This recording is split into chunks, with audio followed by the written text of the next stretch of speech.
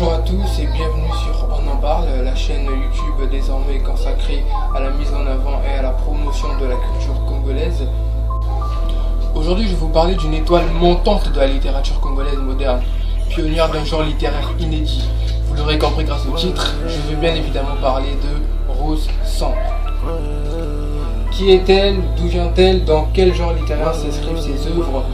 On en parle tout de suite. Intro gang, intro. De son véritable nom, Marie-Helena Ngeli Lekoba, Rose Sambre est une écrivaine et il arrive parfois que ses doigts éjaculent de belles choses.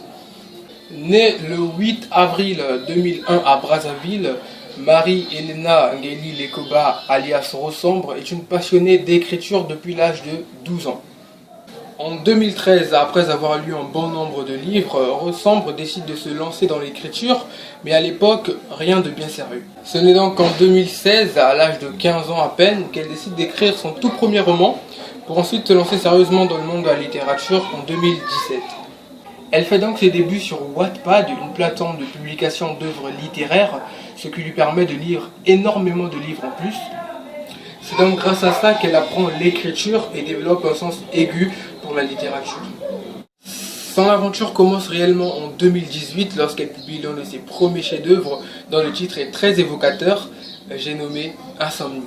Avec plus de 44 000 lecteurs sur Wattpad, 6 000 abonnés sur Instagram, Rose Sambre est l'une des reliques vivantes de la littérature congolaise moderne. Ayant 3 comptes à son actif sur Instagram, dont 2 consacrés à l'écriture, elle a néanmoins été victime récemment de plagiat, ce qui fait qu'elle a récemment procédé à une grande purge, donc elle a supprimé l'intégralité, en tout cas la quasi-totalité de ses abonnés sur l'un de ses comptes d'écrivaine.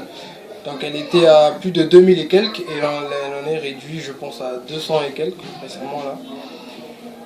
Un gros coup de dur pour l'écrivaine, donc je vous inviterai à aller checker ses comptes si vous n'y êtes pas abonné, aller découvrir son travail, c'est très intéressant. Nous allons nous questionner sur le fameux genre littéraire qu'elle a eu à mettre en place, un genre littéraire inédit tel que je l'ai dit au niveau de l'introduction. Étant dit, parlons finalement de son travail. Marie-Helena Ngeli Lekoba est donc créatrice d'un genre littéraire intitulé Prosédie.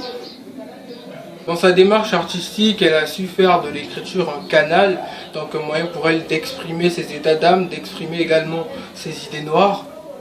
D'ailleurs, elle le souligne elle-même lorsqu'elle déclare, je cite, « J'écris parce que les mots ont plus de facilité à jaillir de mes doigts contre mes lèvres. » Mais alors, qu'est-ce que la prosédie? La prosédie est une sorte d'alliage, un genre littéraire à mi-chemin entre la prose et la poésie classique. Combien sont les auteurs qui ont jadis tenté de s'affranchir des règles de versification? Désormais, grâce à la prosédie, elle est en mesure de laisser libre cours aux mots les plus sombres de son âme, de les retranscrire à l'écrit sans jamais se soucier des règles de versification qui parfois constituent une réelle entrave à l'univers artistique de certains poètes. Ainsi, dans sa quête de liberté expressive, elle a dû faire preuve non seulement de créativité, mais surtout, personnellement, d'innovation. Désormais, ses émotions glissent sur papier et c'est la seule manière pour elle de faire vibrer ses cordes vocales. Comme tous les auteurs, Rose Sambre a certainement connu le syndrome de la page blanche.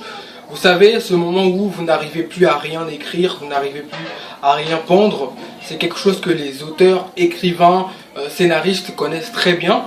Cela ne l'a pourtant pas empêché d'être l'auteur de plusieurs livres à ce jour, dont certains ont été dépubliés de Wattpad pour des raisons personnelles. Actuellement, 6 de ces ouvrages sont disponibles sur Wattpad. Parmi ces 6 ouvrages, 3 d'entre eux sont terminés.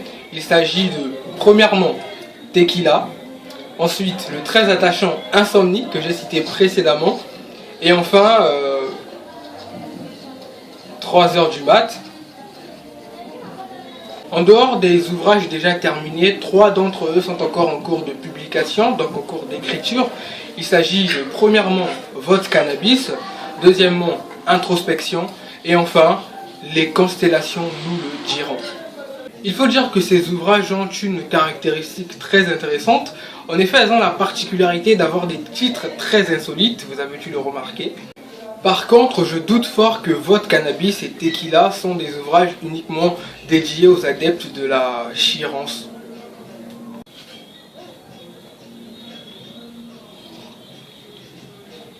Personnellement, ce sont ces différents titres insolites et particuliers qui m'ont poussé, surtout majoritairement, à m'intéresser à son travail, à m'intéresser à son univers artistique. Et j'avoue que je regrette pas du tout, j'ai kiffé son univers et je vous conseille d'en faire autant.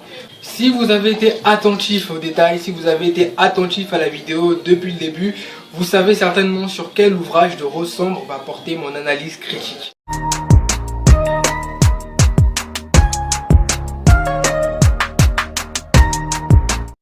J'aimerais rappeler que Rose Sombre est une artiste, une écrivaine que j'ai eu l'occasion de découvrir il y a quelques mois. Je pense que ça fait 2 mois que j'ai découvert son travail.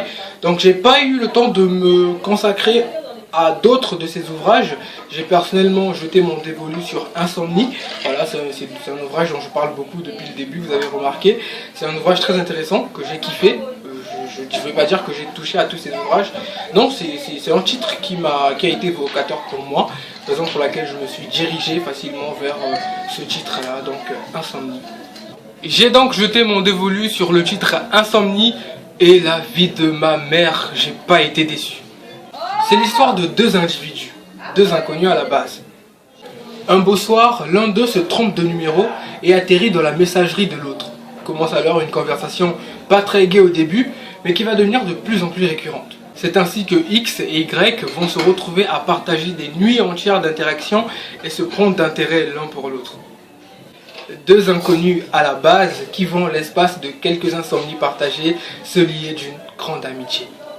À propos de cette œuvre, il faut dire que le caractère introverti de certaines personnes, donc le thème de l'introversion, est beaucoup prisé au début de l'œuvre, donc c'est un thème qui est beaucoup mis en avant. En effet, l'un des protagonistes, de nature pas très ouvert au monde, donc très enfermé, se retrouve nez à nez avec son opposé, donc une personne très attachante, expressive et très extravertie. Ce qui fait que X va se retrouver dans une situation un peu déroutante au début, car n'ayant jamais été le centre d'intérêt de qui que ce soit, en tout cas quand on lit l'œuvre, on se rend compte que X est quelqu'un de très renfermé sur lui-même, qui n'a jamais connu cette présence-là, cette présence permanente de quelqu'un qui s'intéressera à lui et qui le pousserait à s'ouvrir aussi au monde qui l'entoure.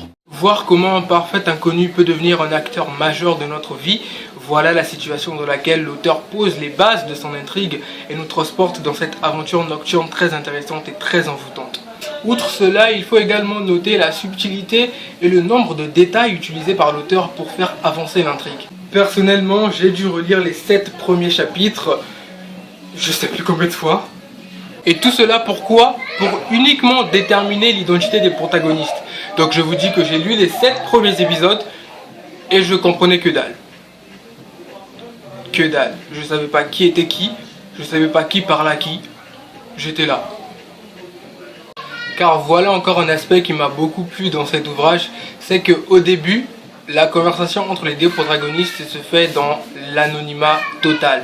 Donc on ne sait pas qui parle à qui, c'est au lecteur de déterminer et de faire attention aux petits détails afin de savoir qui est qui entre les 2 personnages. Personnellement, c'est encore un aspect très original que j'ai apprécié. Donc l'approche narrative a été très différente de ce qu'on a l'habitude de voir. Moi personnellement, je suis jamais tombé sur une œuvre qui commence de l'anonymat comme ça où on ne sait pas qui est qui. J'étais ébloui devant cette approche narrative, j'étais vraiment content, je ne sais pas pourquoi, mais j'étais excité à l'idée de savoir mais qui est qui parle à qui là. J'étais vraiment...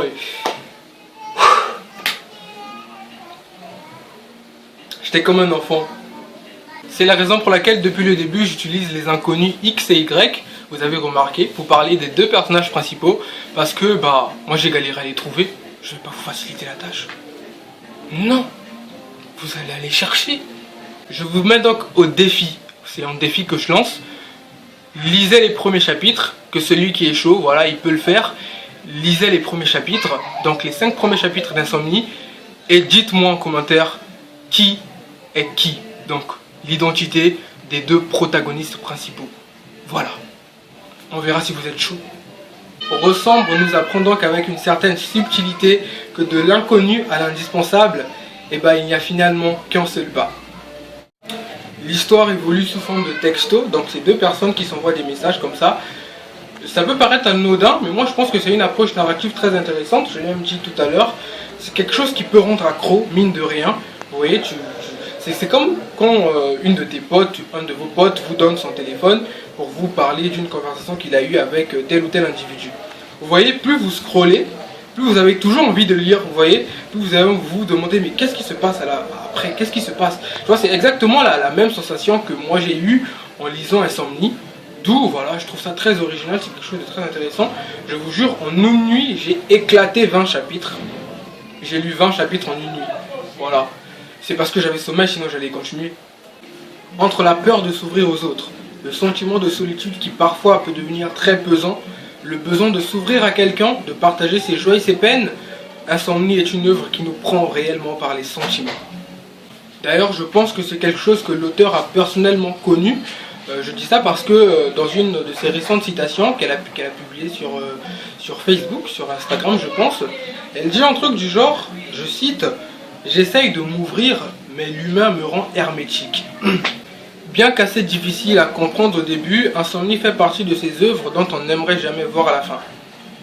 Justement, à chaque chapitre, on en demande toujours plus. Vous voyez, c'est très addictif. Aucune incohérence majeure, une maîtrise parfaite de la narration qui personnellement m'a laissé sans voix. Voilà, Insomnie a tout pour entrer au panthéon des œuvres congolaises les plus marquantes. Voilà. Prenez une dose de sarcasme, ajoutez-y une petite touche d'humour, mélangez le tout avec un certain ton légèrement décalé. Et voilà, vous avez Insomnie.